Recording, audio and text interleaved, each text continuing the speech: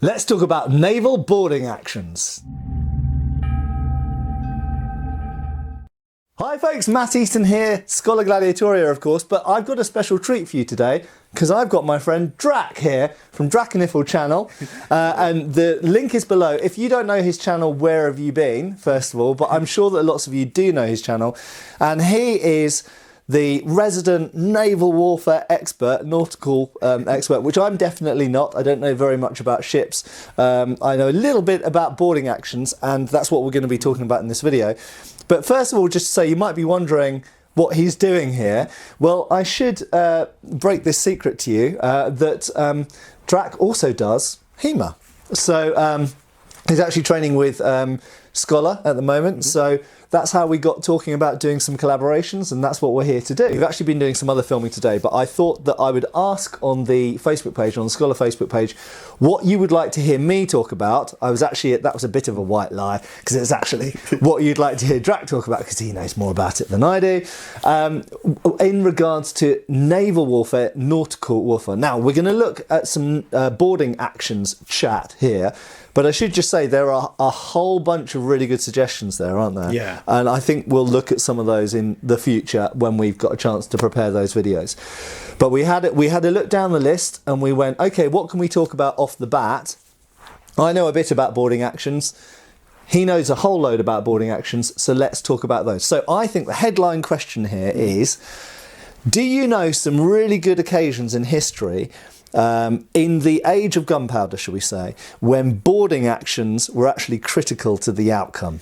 Yes, there's probably the single most critical one, and I know if there's American viewers, which I'm sure there's plenty of, will absolutely love, was Jean-Paul Jones commanding Bonhomme Richard versus HMS Serapis, or Serapis, depending on how you spell it. That's Greek deity of some description, but anyway, so he was operating off the English coast, which is slightly bizarre considering the American War of Independence was going on. You wouldn't think there's an American raider off the English coast, but there was. Unsurprisingly, working with France. An American naval raid on the British coast? Yes, he actually landed a couple of times, but he was trying to basically partly disrupt shipping. Yeah. Partly also, you know, if you've got a raider operating off the British coast, they're more likely to bring ships back from America and thus make the job easier for the rest of what at the time was the Continental Navy. Okay. But he'd started off this particular voyage in France. He'd equipped his ship, which wasn't actually... It was a warship in as much as it was fighting. Uh-huh. It wasn't a dedicated purpose-built warship. It was converted. He had a few other ships with him. The ship had been armed from scrap cannon that the French Navy had decided were no longer particularly safe, which turned out to be a very bad idea because they all ended up either being hilariously inaccurate, not working, or occasionally blowing up, none of which was very good. Also, much as I hate to say it, Americans, Jean-Paul Jones was not the nicest of people, to the point that his crew almost mutinied a couple of times. The other ships that were fighting alongside him in his raid in this battle basically refused to follow any of his orders, and one of them actually shot at him. They'd rather shoot at the guy they're ostensibly serving with than the British, who were also there, and a French ship that came with him just sailed away. And just blow this for a laugh, we're going home. And when a French Navy warship decides it's not going to fight the British in the middle of a war with the British, it tells you something about his interpersonal skills. But all that said, so I think a lot of people out there don't realise in the American War of Independence that obviously the French, particularly the French Navy, but also French soldiers, were quite important really to fighting the British, weren't they? Some people might even describe the American War of Independence as a French victory. Yes, yeah, it's a bit weird. The French they helped the Americans get their independence. It's one of the few times in that period where the French can definitively say they've got the better of the British overall. Unfortunately, it also drains their treasury to such a point it kicks off the French Revolution. So in the end, they kind of defeated themselves, but there you go. You've got, I mean, to be honest, you've got, the Battle of the Chesapeake. Yes. which is the French versus the British. There's no American ships in sight, but that pretty much decides whether or not Cornwallis is going to surrender. Yeah, so as I understand it, Chesapeake Bay was one of the critical turning points in the War of Independence. Yeah, because with the British fleet being driven off, they couldn't resupply Cornwallis, which meant he was now stuck between the French at sea and the French and the Americans on land, and that was pretty much that. You never want to be stuck between the French and the Americans. No. But then back over off the British coast, Serapis is protecting convoy. Bonhomme Richard and Serapis get locked into a very close gun duel. Okay, so they're duking it out with cannons. They're duking it out with cannons. They're trying to board each other, but there's a lot of shot flying and people quite sensibly keeping their heads down. And Bonhomme Richard, not being as strongly built, because it's not a warship, is getting the worst of it. It's beginning to sink, which is actually very rare in an Age of Sail engagement. It's very difficult to knock enough holes in a wooden ship to get it to start sinking. Okay. But it is going down. But in the middle of all this, not quite, but almost simultaneously with the fact that Bonhomme Richard is starting to sink, one of the crew in the masts has been quite happily trying to throw grenades down onto the deck of the Serapis, which obviously has something of a deck clearing effect. Yeah. And he manages to get one of them down through the hatchway, which people have probably seen on ships. You have this kind of cross hatching on the hatches if they're not open to allow people up and down. Right, yeah. But so either way, he manages to get this grenade down there. Yeah. And it sets off a massive explosion. Okay, so it got into some kind of ammunition store, or possibly someone bringing powder up, possibly the magazine. Although the magazine would have to be very empty for it to detonate, and the ship not just completely disappear in a hole of splinters. I don't know if anyone's seen the video where they recreated the 1 ton of gunpowder under the Houses of Parliament to see what Guy Fawkes would have done. So they rebuilt that, and you basically disintegrated the building. It's 1 ton of gunpowder. Bear in mind, a frigate, let alone a ship of the line, but a frigate like Serapis would probably have had 12 to 20, maybe even 30 tons of gunpowder in its hold, and is made of wood, not stone. Okay. Yeah, if the full magazine had gone off, there wouldn't be anything of either ship left. But anyway, so there's this big explosion that comes up. It incapacitates or kills a bunch of people on the gun decks. Yeah. So fire from the Serapis slackens off. It obviously also kills or incapacitates a bunch of people on the upper deck. And that would have been presumably not just gunners and general sailors, but also the troops, marine equivalents who were there prepared for hand-to-hand combat if that should happen. A big explosion is a fairly equal opportunity. Yeah. And John Paul Jones and his crew take full advantage of this and swarm the deck, board the Serapis, and capture it, because this is one of the things with the Age of Sail boarding actions. In almost all cases, you have to carry the upper decks, but once you carry the upper decks and got the officers to surrender, you don't have to go down and fight the ship deck by deck to clear it out. Partly because the captain, the first officer, most of the senior officers are all on the upper deck, so they're all either dead or surrendered anyway. Yeah. And they're the ones with the authority to give up the ship or not. Yeah. But also, once you've captured the open decks up top, you control the means of propulsion, because the masts and the sails are up there. And also, you could drop grenades down, or they're basically captive, aren't they? Yeah. Anyone who tries to come up has to come up 1 or 2 hatchways, and you can butcher them as they come up, or as you say, you just roll grenades in until they give up. So in terms of the deck clearing, I mean, I'm holding a cutlass here, and I think a lot of people think about cutlasses because, especially on my channel, this is a kind of a sword channel, I suppose. But it would have involved firearms, pistols and musketoons and muskets. Musketoon's a short musket, by the way, and which was quite popular in the Navy because it's a bit more manoeuvrable on deck. Perhaps boarding pikes. Yeah.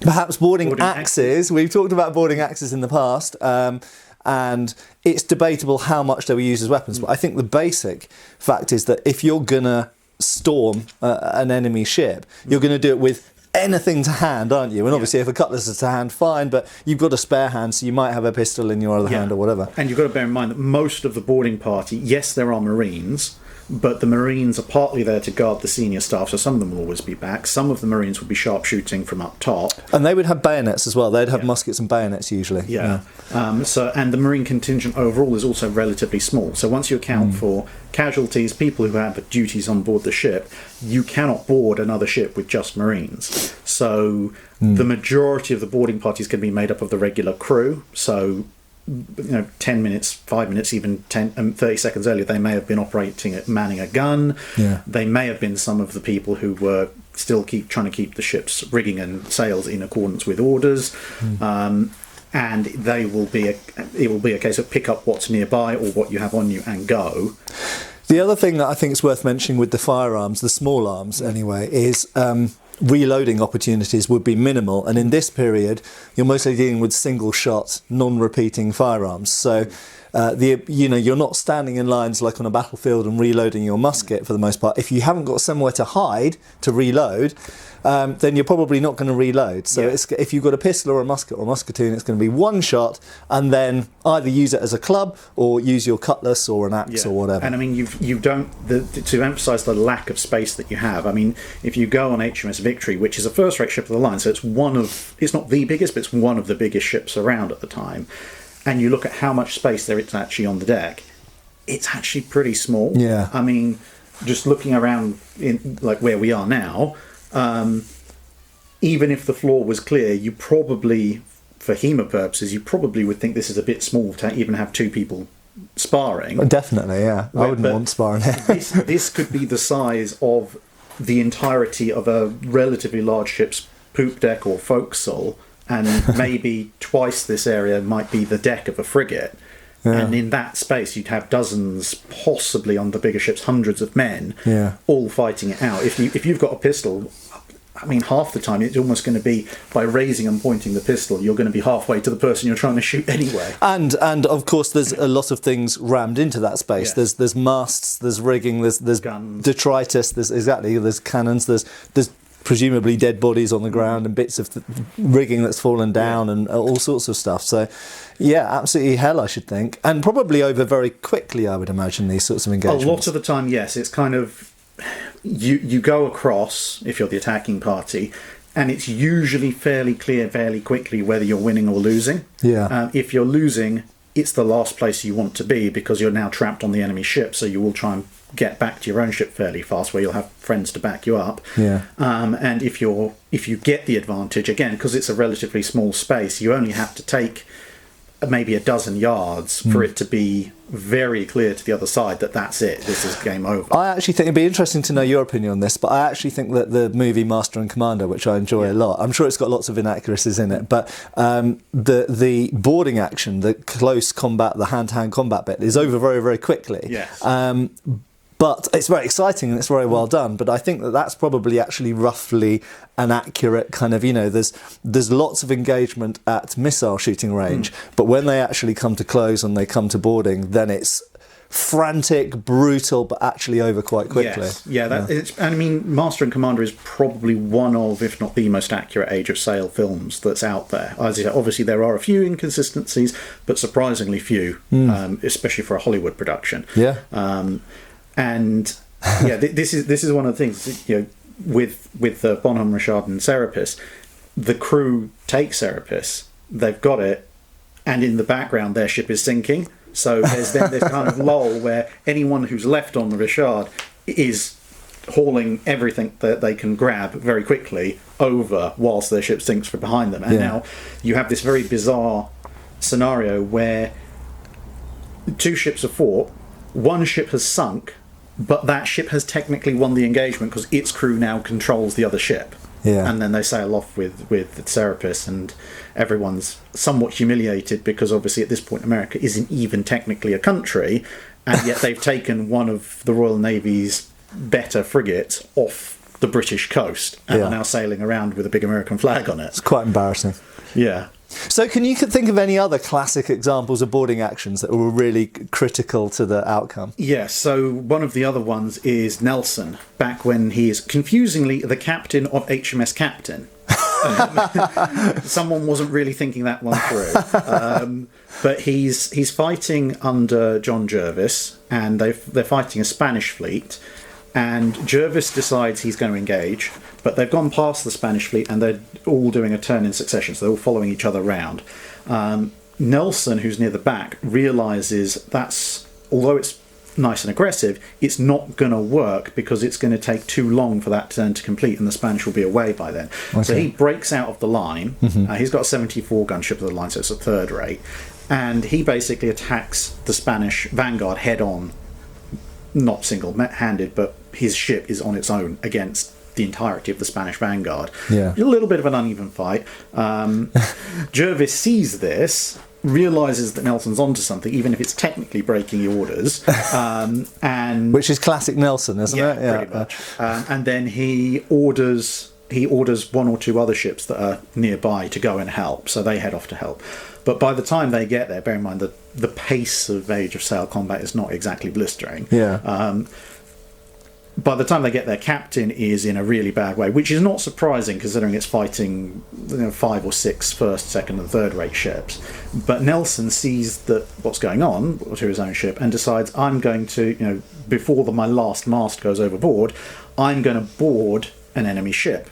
So he runs his ship up against a Spanish first rate. So it's actually much bigger than him. It's got an extra gun deck. Okay. Which maybe if it's got a lot more firepower, that's a good tactical decision. Yeah, it's a good tactical decision because before he's lost his mast, going alongside, one of the things is that fire is a huge risk, especially in the Age of Sail when it's with wooden ships.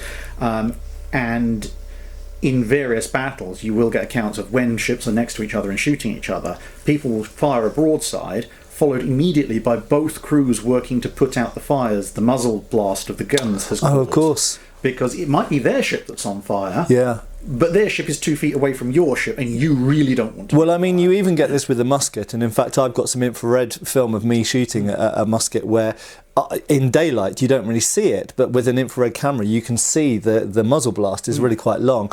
And there are accounts from land combat from the middle of the 19th century of muskets setting fire to people's clothes when they were shot at close range. Yeah.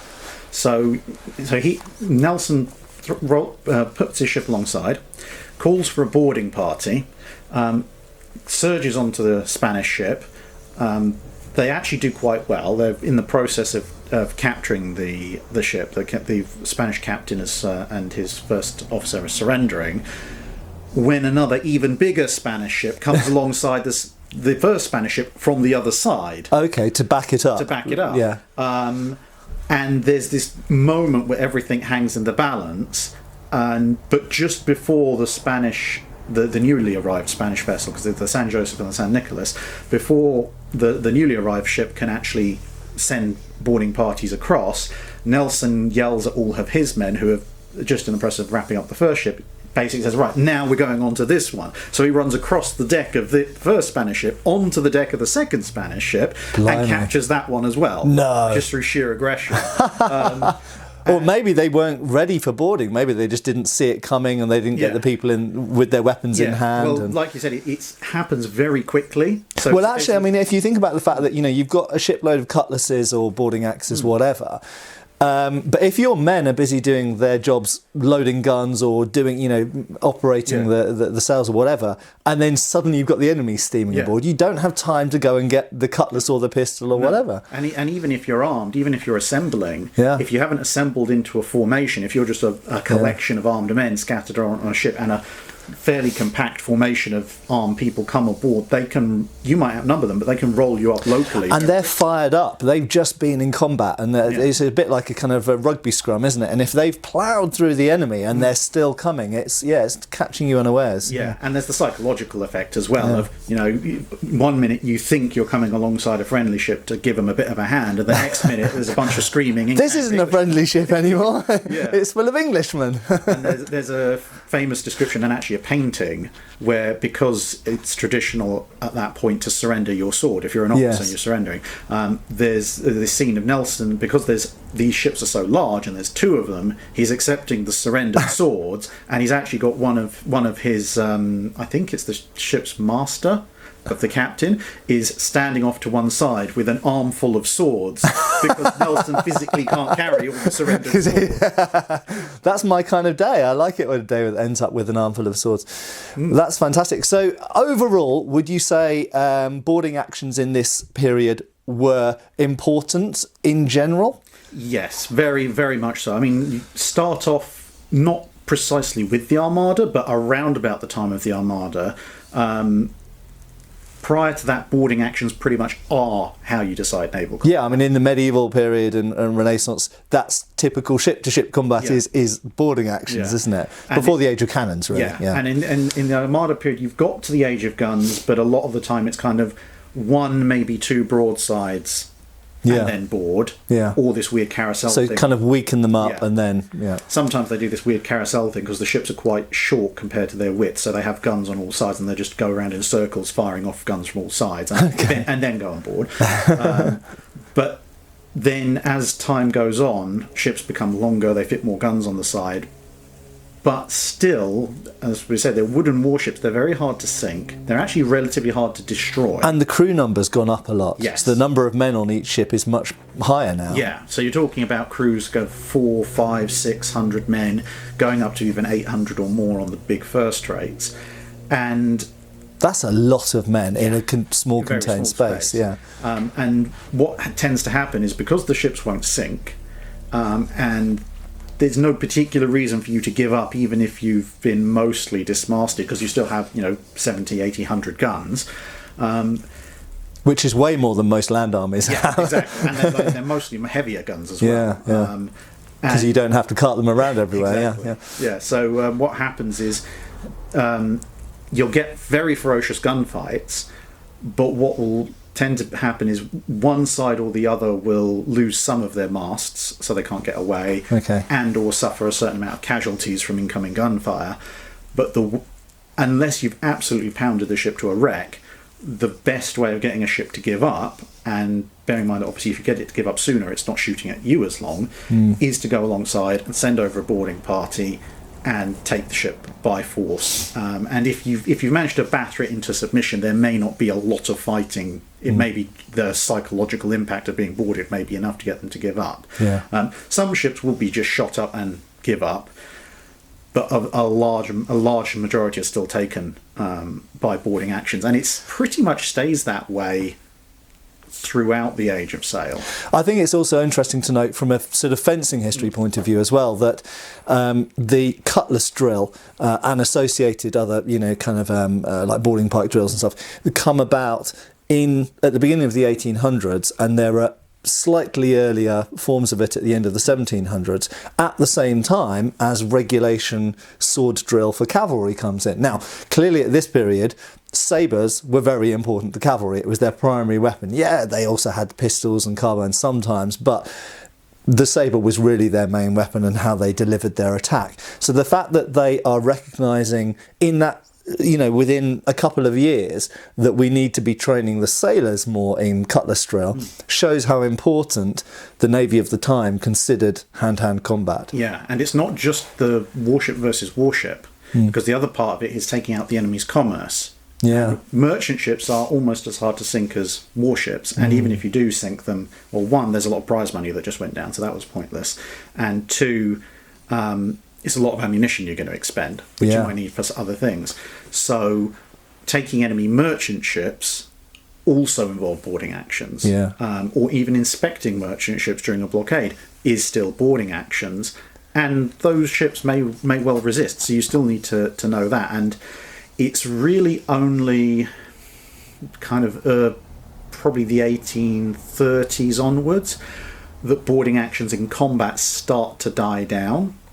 And that's not because people don't want to. There are still a number of boarding actions throughout the 19th century. The main problem is that with the advances in guns, firing at longer distances, firing much more lethal shot. I mean, cannonballs and canisters lethal enough, but now that you're adding explosives into the mix, the amount of destruction you can do to an enemy ship means that kind of happy medium of we've partially disabled the ship, but it's still intact enough to A, be worth boarding, and B, be safe to board, has kind of gone away. It's now kind of either the ship is intact, in which case boarding is iffy, or it's on fire and half of it's been blown to splinters, at which point you probably don't want to board anyway. And then the introduction of the steam engine also means that crippling the ship's masts doesn't actually stop the ship from just leaving. There's another aspect. I don't think we should go into it in this video, but maybe it's something we could look at in a future video, with cutting out actions, landing parties, anti-piracy. There's also something I've studied to some degree are the, should we call them on-water actions, because they're mostly on rivers in Sarawak, for example, against Bornean headhunter pirates. Use of small schooners and other small sailing ships to basically combat piracy, where boarding and hand-to-hand combat actions did happen for various reasons. Obviously, there's also naval landing parties that were the Naval Brigade during the Indian Mutiny, and then the naval, shall we say, the sailors operating on land in the Sudan War, on the Nile steamer. So there are other examples where naval personnel did operate in a sort of close combat situation, I say. One of the last boarding actions, and by some accounts the last boarding action where cutlasses were used, actually happens in 1940 in the Second World War in Norway. Right. A British destroyer, technically in violation of Norwegian neutrality, runs into a fjord where the supply ship for Graf Spee is hiding, having tried to work its way back in the Atlantic. It's got a hold full of British prisoners. Right. And they actually pull up alongside, and by most accounts, as well as having small arms, they actually do grab cutlasses as well and rush aboard to capture the ship and free the men. Right. And even in World War II, when you look through the inventories of pretty much any major warship, you actually find a surprising amount of small arms for boarding actions and, to a certain extent, landing parties still aboard. I mean, mid-war British battleships still carrying 500 plus Lee Enfields, several hundred cutlasses and sabres, and for some bizarre reason a 3.7-inch howitzer. I'm not entirely sure why they brought that, considering they had 10 14-inch guns, but never mind. Just for good measure. Yes, and equally, if we look at Warrior, for example, HMS Warrior, it's a heavily, in sort of gun terms, it's a very heavily armoured, very up-to-date battleship of its age, but it's still got racks and racks of cutlasses, racks of revolvers and rifles, and obviously they were never used in reality, but they were still prepared for that. That was still in their mindset. That was still a possibility. I think a final thing that would be interesting to just touch on before we wrap up is, you once mentioned to me the US Civil War and the proposed tactics for nobbling the Monitor. Yes, which kind of relates to this topic. Yes, so the USS Monitor, as some people know, is the first Union ironclad. And there's forever debates on the internet who would win in a fight between it and an HMS Warrior. Obviously Warrior. Yeah, by basically, unless you're in a very, very coastal environment where Warriors somehow manage to go aground, I'm sorry, Monitor isn't winning. It's just not going to happen. If you disagree, feel free to post your arguments below. Yeah, I think I've answered that question several times on my channel.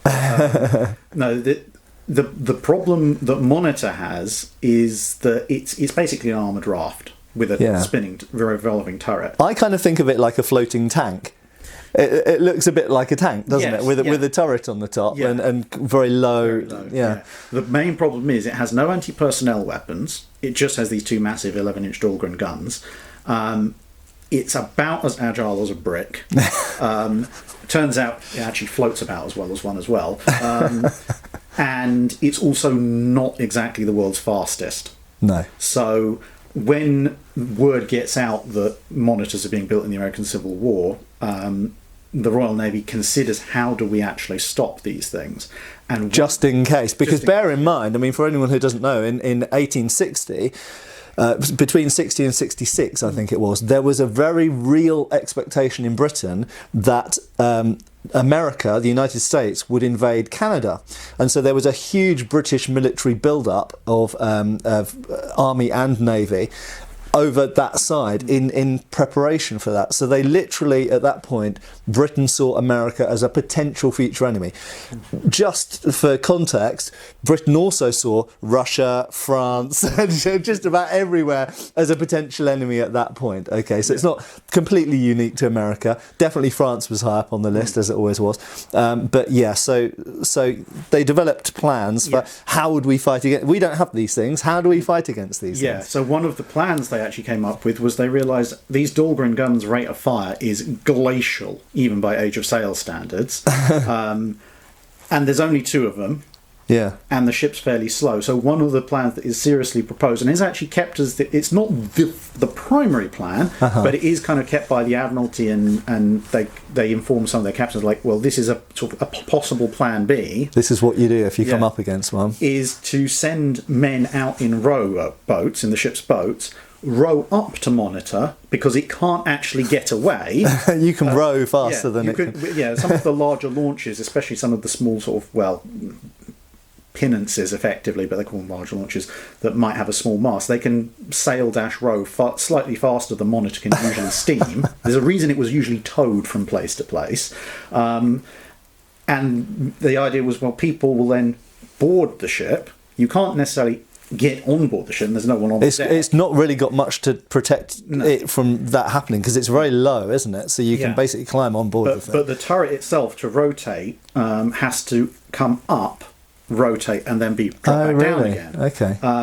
And so the idea was to run up to the turret, and when it lifted to move, to put a bunch of wooden wedges in, like big door stops. Wedges! Hammer them in, and jam the turret. At which point, you're a little bit stuffed, because your only two options are either glacially turn the ship and hope that your opponent is less agile than you, or your very small crew, because Monitor's not the biggest ship, have to now come out the one or two hatches. They'd have to surrender, wouldn't they? Because, I mean, if you've got a bunch of Royal Navy sailors or Marines on your deck, presumably with rifles, revolvers at that point, and cutlasses, what are you going to do? They're going to throw hand grenades in or something. Yeah, they'll chuck grenades in through the gun ports or the little pilot house at the front. And so I just think it's ironic that for its period, you know, for the 1860s, this ship is the height of technology, but it's also become completely impotent at protecting itself from a boarding action. Yes,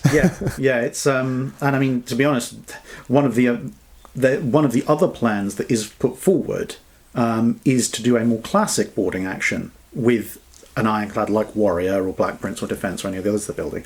But they actually point out, you know, Warrior is almost 10,000 tons, Monitor's not, and has a freeboard of about like that much. And they point out that actually, if you're going to board an American Monitor up to maybe some of the bigger ones that are a bit faster and a bit better armed, but any of the smaller ones, they actually point out your only option if you want to board it is by boat. Because if you try and board it with something the size of Warrior, you're either going to swamp it with the ship's wake and just sink it that way, or you're going to run over it. You could just ram it. I mean, Warrior's not the world's most agile ship, but in the open ocean, it's more agile than Monitor is. Just give a Monitor a bump, and there you go. Goodbye, Monitor. But I mean, this is the difference between a small coastal defence ship and an oceanic battleship. The Americans will eventually build a kind of shallow draftish version of Monitor called USS New Ironsides, which would have been a much more interesting proposition to take on. But I mean, to be honest, even the Americans move on to bigger and better things shortly after Monitor. Their own monitors grow substantial. So before we wrap up, this has been absolutely fascinating, but we should probably cut it off there. Have you seen Pringle Green's Georgian era treatise for naval fighting, close actions? I think I saw it quite a while. Yeah, so that might be an interesting thing for us to look at in the future. But most importantly, if you have got things that you would like us to address and tackle, they might even be things that we have to go away and research, then post your ideas below. We're very interested to hear more, because here we are and we're intending to do more collabs in the future. So I hope this has been fun. Thank you very much for joining me on the channel. I hope this has been a treat for you guys. Go and check out the link below to DRACHINIFEL channel. Loads of naval history videos there, huge amount of content, amazingly researched, and lots of nice old original film footage of World War I and II I like as well. So yeah, thanks a lot for watching, and see you again soon back on the channel. Cheers, folks. Bye-bye.